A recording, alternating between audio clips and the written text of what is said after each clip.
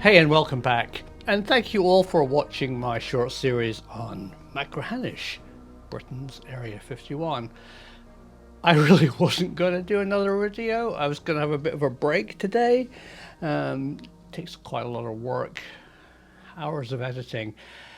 But I got some amazing comments from viewers who actually know their stuff, worked at Machrihanish or in the British security services, and I thought I'd share them with you today. All these comments are in the public domain. Nobody is breaking the Official Secrets Act. They've made their comments publicly on YouTube. How public can you get? And I'm not actually going to mention the names. I'm not going to do a shout out of who made these specific comments. If you want to dig and deep dive into them, you can. They're in the comments sections below, associated with the 3 videos I made about Machrihanish. So that's up to you. But let's go through what people have told me. So first of all, lots of very positive comments. Thank you about the style and music in the video. And I'm really enjoying working with this new composer. Top man. Thank you. But let's go on to some of the more clandestine comments that people have felt that they're willing to share. This is very interesting. It's from a Navy first response officer who worked at the refueling station in Campbelltown.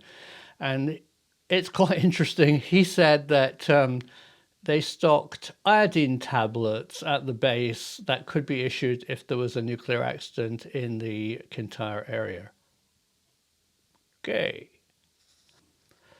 A Kintyre police officer or security person said that all the way up the A83 there are what he describes as safe bunkers where every few miles, and he had instructions that if there was ever a fire is often a euphemism for an accident, possibly nuclear or maybe just a genuine fire, they were to retreat to a 3-mile radius and close all roads. Thanks for sharing that. This is really interesting. I talked about them resurfacing the Machrihanish runways. A school friend actually worked on a program and he was mixing chemicals to, first of all, sandblast with walnuts and then lay this surface on the runway, which he called a stealth surface. Well, this person really knows what they're talking about. Dear Professor, it's not to hide the runway, it's to make it stand out using special optical instruments in the cockpit at night. So it's some kind of coating which makes the runway more visible to Allied aircraft who have the correct equipment in the cockpit at night. So this is really interesting. Somebody worked for the RAF on the Chinook project, and he said that no Boeing US Chinook twin-blade helicopters were IFR, instrument flight rules capable, in the UK because the US government weren't allowed to export the IFR avionics out of the US. So the UK ones were all visual flight rules, which kind of changes the story a bit about their choices and when they crashed. This is actually from a school friend. He said that his dad was part of the sad rescue operation on the Mull after the crash, and there was military and security there, and my friend's dad worked for the local fire brigade, and he was told by a senior officer that everybody at the crash site was under OSA. Those of you who have ever been involved in that kind of work will know what OSA means. It's of course the Official Secrets Act, and interestingly he says you don't have to sign it, as is often said on the movies. It's just stated to you that whatever you're doing is under OSA rules, and you're covered basically for life to keep your mouth shut. The reason that I think that they were under OSA rules was that as part of the crash pickup, there was possible documents left by the sadly deceased Northern Ireland Security Services. Sad day. And thank you. This is from a very loyal and very interesting American viewer who often writes interesting stuff to this channel. Top man. And this is a general statement which I really didn't know, and thank you for this, is he says that the name Aurora isn't actually a single aircraft. It's the name of a project and covers many aircraft. And it was 70s and 80s code name for mainly stealth aircraft. There wasn't just one. Interesting.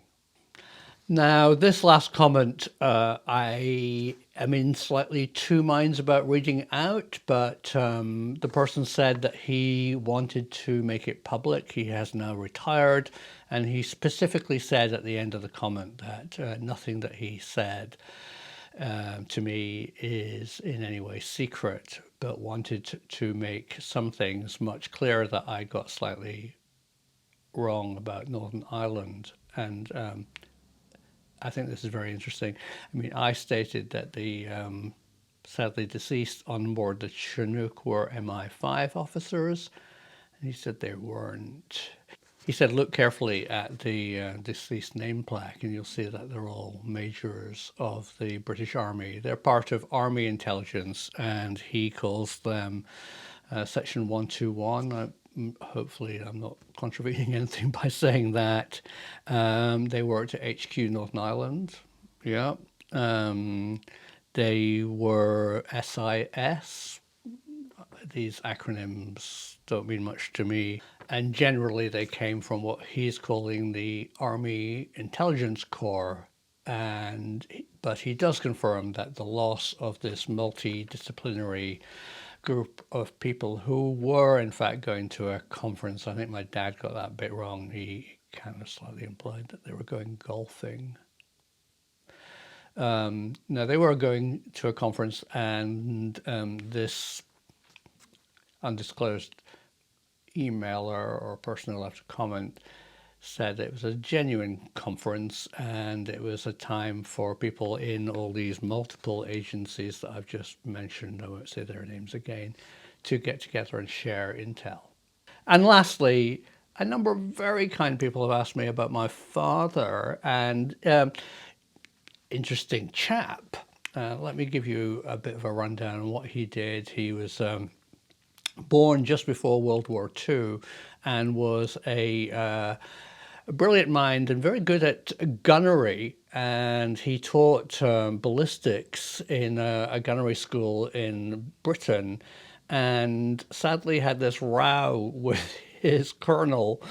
He was teaching a bunch of people, he claims, this great story, that just couldn't get parabolic trajectory for their in the classroom, so he took them all out to the firing range with a tank, and they were actually quite good practically at lobbing bombs onto the target.